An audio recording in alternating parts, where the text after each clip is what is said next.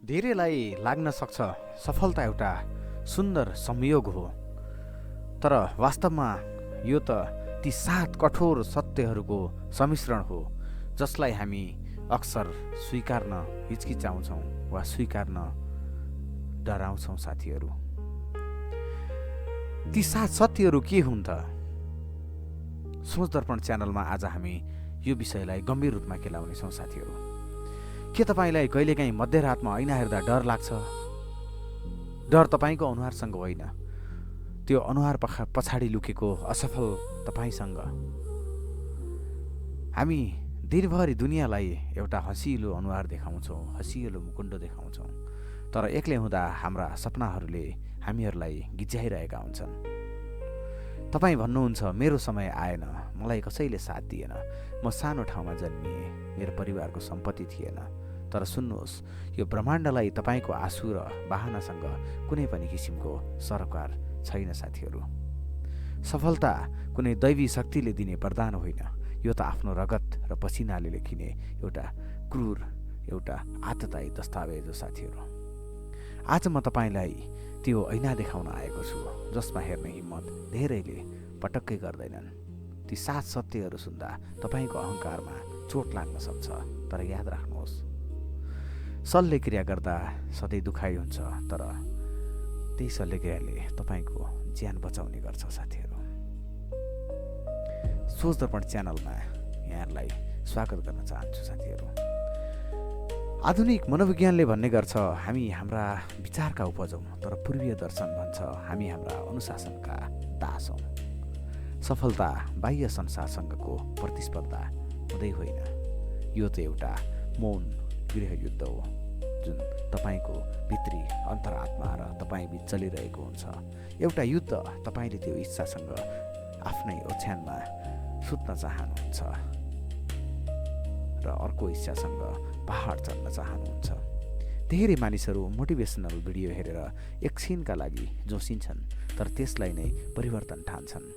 तर याद राख्नुहोस्, तातो पानीले नुहाउँदा शरीर जति सफा हुन्छ, शरीर सफा होला, तर चरित्र बदल्न त आगो नै ताप्नुपर्ने हुन्छ। साथीहरू, यसको मतलब त्यति कठोर बन्नु नै पर्ने हुन्छ। हामी अब कठोर ती 7 सत्यहरूको विषयमा चर्चा गरौँ। साथीहरू, एउटा पहिलो नम्बर सत्य रहेको छ, तपाईँको युद्धमा तपाईँ नै एक्लो सिपाही हो।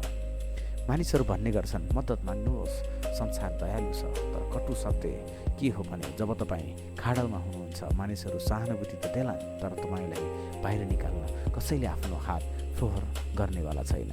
मनोवैज्ञानिक विश्लेषण भन्छन् हामीमा एउटा पीडित मानसिकता हुन्छ।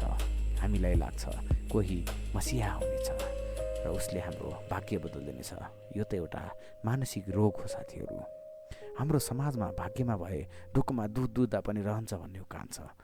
यो उखान अल्छीहरूका लागि अफिम हो। साथीहरू, तपाईँको ठाउँमा कसैले मेहनत गरिदिँदैन, तपाईँको लागि कसैले मेहनत गरिदिँदैन। साथीहरू, तपाईँको ऋण तपाईँले नै तिर्नुपर्छ, तपाईँको भोक तपाईँले नै मेटाउनु पर्ने हुन्छ, तपाईँको प्यास तपाईँले नै मेटाउनु पर्ने हुन्छ। जबसम्म तपाईँ आफ्नो असफलताको पूर्ण जिम्मेवारी लिन सक्नुहुन्न, तबसम्म तपाईँको सफलताको ढोका पटक्कै खुल्नेवाला छैन। साथीहरू, दोस्रो नम्बर सत्य अथवा सत्य नम्बर 2 रहेको छ एउटा बहाना जो आफैलाई मारिरहेको बौद्धिक विष हो वा सूक्ष्म विष हो। साथीहरू, बहाना भनेको एउटा यस्तो झुट हो जुन हामी आफैलाई बोल्छौँ ताकि हामीले आफ्नो अयोग्यताको वा अयोग्यतासँग नजर जुदाउन नपरोस्। आज पानी भर्यो, आज मुड छैन, मसँग पर्याप्त पुँजी छैन, समय कहिल्यै सही हुँदैन। तपाईँले एउटा बहाना बनाउँदा एउटा सम्भावनाको हत्या गरिरहनु भएको हुन्छ। भोलि भन्ने शब्द एउटा अत्यन्त वा अनन्त सुरुङ हो। साथीहरू, जहाँबाट आजसम्म कोही पनि सफल भएर निस्किएको छैन। मनोविज्ञानका अनुसार बहाना बनाउने मानिसले वा बहाना बनाउने व्यक्तिको मस्तिष्कले उसको काम गर्ने क्षमतालाई कमजोर बनाउँछ, जसले गर्दा तपाईँको निर्णय लिने क्षमता पनि मरेर जाने गर्छ। साथीहरू, यदि तपाईँ आज केही गर्न सक्नुहुन्न भने तपाईँ भोलि पनि केही गर्न सक्नुहुने छैन। साथीहरू, अर्को तितो सत्य वा कठोर सत्य, तेस्रो सत्य रहेको छ समय। त्यो तपाईँको रगतभन्दा धेरै महँगो तत्त्व हो। साथीहरू, हामीहरू पैसा हराउँदा रुन्छौँ, तर समय बर्बाद गर्दा हाँस्छौँ। के तपाईँलाई थाहा छ, तपाईँले स्क्रोल गरिरहनु भएको यो रिल वा यो टिकटक वा यो युट्युब, तपाईँको च्यानल, तपाईँको सोसल मिडिया, तपाईँको जीवनको त्यो ऊर्जा खाइरहेको छ, जुन फेरि कहिल्यै फर्केर आउनेवाला छैन। हाम्रा कतिपय युवाहरू विदेश जाने सपना बुन्छन् र सरकारी जागिरको आशमा वर्षौँ बिताउने गर्छन्, तर त्यो पर्खाइमा उनीहरूको सिप वा स्किल विकास गर्न बिर्सिरहेका हुन्छन्। 30 वर्षको उमेरमा पुगेपछि जब पछाडि फर्केर हेरिन्छ तब मात्र थाहा हुन्छ कि चिया पसलको गफ र फेसबुकको बहसले तपाईँको घर परिवार चल्नेवाला छैन। समयलाई खर्च नगर्नुहोस् साथीहरू, समयलाई लगानी गर्नुहोस्। त्यो लगानी तपाईँको लागि, त्यो लगानी तपाईँको बुद्धिको लागि वा तपाईँको विवेकको लागि। समय गुमाउनु भनेको बिस्तारै आत्महत्या गर्नु सरल हो साथीहरू। अर्को तितो सत्य, चौथो नम्बरको सत्य रहेको छ कम्फर्ट जोन। वाह, एउटा सजिलो समयको पर्खाइ गर्छौँ साथीहरू हामीहरूले। तपाईँको सपनाको चिहान भन्छु म यो कम्फर्ट जोनलाई। तपाईँलाई जे कुराले आराम दिन्छ त्यसले तपाईँलाई बर्बाद गर्छ। हाम्रो मस्तिष्क जैविक रूपमा सुरक्षित रहनका लागि बनेको हुन्छ, सफल हुनका लागि होइन। उसले सुरक्षित ठाउँ वा सुरक्षित समय वा सुरक्षित परिस्थिति खोजिरहेको हुन्छ। उसले सफल लिने रिस्क लिन चाहँदैन। त्यसैले हामीलाई नयाँ काम गर्न डर लाग्ने गर्छ साथीहरू। जब तपाईँ कम्फर्ट जोनमा बस्नुहुन्छ तपाईँको क्षमतामा खिया लाग्छ। सजिलो बाटो रोज्नु भनेको भविष्यको नर्क खोज्नु सरह हो साथीहरू। सफल हुनका लागि तपाईँले आफ्नो असुविधासँग प्रेम गर्न सिक्नुपर्छ। भोक, अनिद्रा, थकान, आलोचना यी सब मानिसका गहना हुन्। यदि तपाईँको जीवनमा अहिले सङ्घर्ष छैन भने बुझ्नुहोस् तपाईँ गलत दिशामा हिँडिरहनु भएको छ। अर्को तितो सत्य वा कठोर सत्य नम्बर 5 रहेको छ एक्लोपन। धेरैलाई लाग्न सक्छ सफल भएपछि धेरै साथी हुन्छन्। सत्य त यो हो कि सफलताको यात्रामा भिड कम हुँदै जान्छ। जब तपाईँ गम्भीर बन्नुहुन्छ तपाईँका पार्टी गर्ने, तपाईँसँग रमाइलो गर्ने साथीहरू हराउँदै जान्छन्। जब तपाईँ सपनाको कुरा गर्नुहुन्छ परिवारले तपाईँलाई शङ्का गर्न थाल्छ कि यो सक्सेस होला, कि यो सम्भव होला। बुद्धले भनेका थिए हिँडिरहने अथवा हिँडिरहो। यो यात्रामा तपाईँको आफ्नो प्रिय मान्छेहरूलाई पछाडि छड्नुपर्ने पनि हुनसक्छ। बुद्धले भने जसरी तपाईँ हिँडिरहनु पर्ने पनि हुनसक्छ। तपाईँसँगै भएका साथीहरू पछाडि पर्न सक्छन् वा छुट्न सक्छन्। मान्छेहरूले तपाईँलाई अभिमानी वा स्वार्थी पनि भन्न सक्छन् साथीहरू। तर याद गर्नुहोस् सिंह कहिल्यै समूहमा हिँड्दैन, ऊ एक्लै हिँड्छ, एक्लै शिकार गर्छ। भिडले तपाईँलाई सुरक्षा त देला तर तपाईँलाई तपाईँको वास्तविक पहिचान उसले दिनेवाला छैन साथीहरू। अर्को तितो सत्य वा कठोर सत्य नम्बर 6 रहेको छ फोकस एउटा विचलित युगको सबैभन्दा ठुलो शक्ति हो साथीहरू। फोकस रहनुहोस्। आजको संसारमा ध्यान अथवा एटेन्सन एउटा ठुलो व्यापार हो। कम्पनीहरूले तपाईँको ध्यान चोर्न अरबौं डलर खर्च गरिरहेका हुन्छन्। ठुला कम्पनीहरूले तपाईँको 1 सेकेन्ड लिनको लागि, तपाईँ 1 सेकेन्ड अडिनको लागि ठुलो रकम खर्च गरिरहेका हुन्छन्। सामाजिक सञ्जाल हेर्नुहोस्, तपाईँलाई ध्यान तान्ने कतिपय भिडियोहरूले निकै राम्रो मेहनत गरिरहेका हुन्छन्। तपाईँ यदि 10 मिनट पनि एउटा काममा एकाग्र हुन सक्नुहुन्न भने तपाईँ कसरी संसार बदल्ने कुरा गर्नुहुन्छ? अरूको प्रगति देखेर ईर्ष्या गर्नु र सामाजिक सञ्जालमा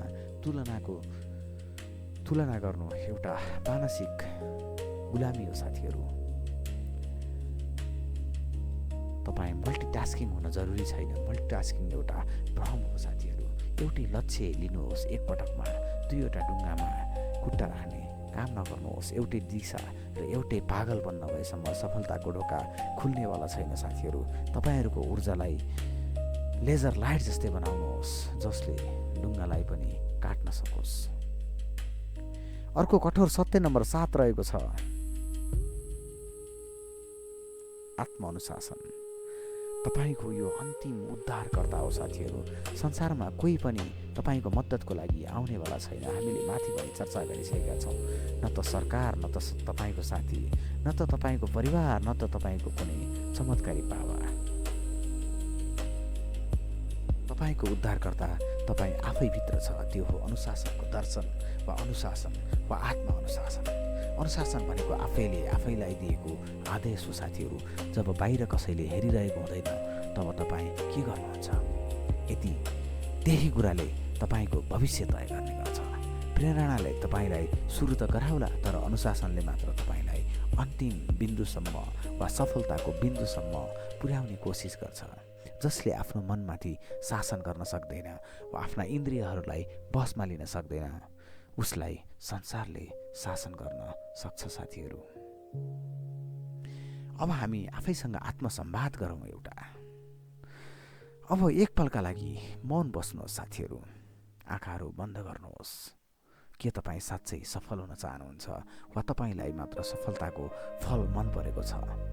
फल मन परेको छ वा फल फलाउने कोसिस गर्नुभएको छ? धेरैलाई शिखरको दृश्य त मनपर्छ, तर कसैलाई पनि त्यो उकालो चढ्दाको दुखाइ मन पर्दैन साथीहरू। आज आफैलाई सोध्नुहोस्, यदि आज मेरो जीवनको अन्तिम दिन हुन्थ्यो भने के म त्यही अल्झीपन वा बहानामा गर्व गर्थेँ? आज तपाईँ जेबाट भागिरहनु भएको छ, भोलि त्यही कुराले तपाईँलाई पिरुल्नेछ। तपाईँको गरिबी, तपाईँको असफलता, तपाईँको छटपटीका लेखक वा तपाईँको यी विभिन्न क्रियाकलापको लेखक तपाईँ आफै हो। त्यसको योजनाकार तपाईँ आफै हो। र खुसीको कुरा, तपाईँले आज यसको कथा बदल्न सक्नुहुनेछ वा बदल्न थाल्नुहुनेछ।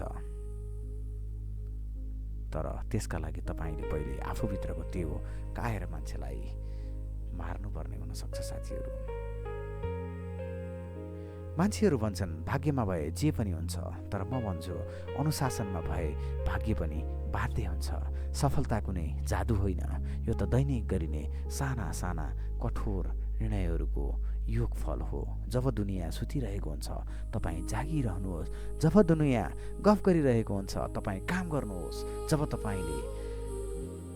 तपाईँको दुनियाँले हार मान्छ तपाईँ अझै एक कदम अगाडि बढेर कोसिस गर्नुहोस्। प्रेरणा चाहिँ आज एउटा सस्तो विज्ञापन मात्र हो। साँचो परिवर्तन त तपाईँको रगतको प्यास र पसिनाको गन्धमा लुकेको हुन्छ साथीहरू।